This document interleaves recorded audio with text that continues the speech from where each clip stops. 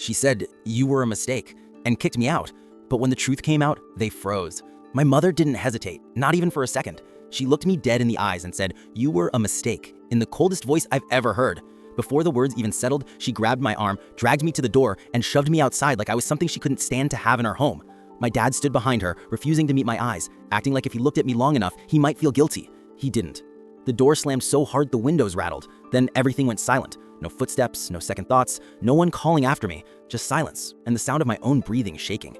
I stood on the porch for a moment, frozen, hoping the door would open again, hoping someone would say they didn't mean it, but nothing happened. So I walked down the steps, gripping the straps of my bag, feeling like every step took me further from the life I thought I had. The street was empty, the air was cold enough to sting my face, or maybe that was just the tears I didn't want to admit were falling. I kept walking until my legs felt weak, then sat down under a streetlight because I didn't know what else to do. 14 years old, kicked out like trash, trying to understand how a mother could say something so cruel to her own child. My hands trembled as I pulled out my phone. I didn't have many contacts. My parents made sure of that. They isolated me from family, from friends, from anyone they couldn't control. But there was one number they never deleted, though they always warned me never to call. Grandpa's. I hesitated, then pressed the call button. He picked up instantly. "Sweetheart," he said, voice sharp with concern. The moment I heard him, everything I'd held in came crashing out.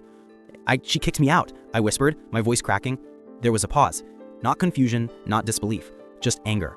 "Tell me where you are," he said. "I'm coming right now." 20 minutes later, his car pulled up. He got out fast, like he feared if he didn't reach me quickly, I'd disappear. He wrapped his coat around my shoulders without saying a word, but the silence was different, protective, not cold. I expected him to take me to his house. Instead, he turned the car around and drove straight back to mine. My parents were in the living room when we walked in. They jumped to their feet, panicked. My mom opened her mouth, probably to lie, but Grandpa raised his hand, and she went silent. "You told her she was a mistake?" he asked quietly, too quietly. My dad stuttered something about stress and miscommunication, but Grandpa stepped closer, eyes burning. "I knew you were lying years ago, but I didn't know you would sink this low." My mom's face drained of color. "Dad, please, enough," he snapped. "I'm done pretending I don't know what you did." I looked at him, confused. My parents looked terrified. Grandpa continued, voice trembling with controlled rage. "You hid the truth from her entire life. You lied about where she came from. You lied about me. You lied about everything." My heart pounded. I didn't understand until he said the words that made my parents freeze completely. "She wasn't a mistake. She wasn't unwanted. She wasn't abandoned. She was given to you because you begged for a child you could never have on your own." My mom gasped. My dad went completely still. Grandpa turned to me. "You were never the problem. They were." My parents crumbled, crying, begging, trying to explain, but it didn't matter. Their biggest secret was out, and nothing could put it back. They kicked me out because they thought the truth was buried for good.